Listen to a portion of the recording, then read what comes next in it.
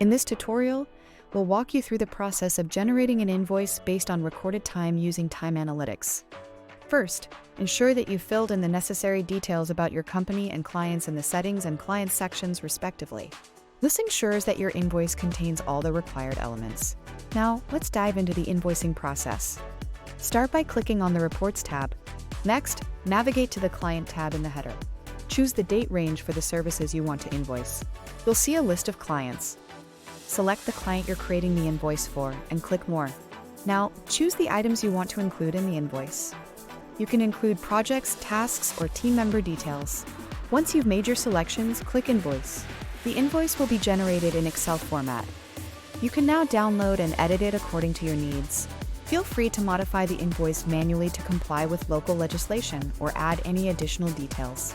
And that's how you create an invoice based on recorded time using time analytics. Thank you for watching.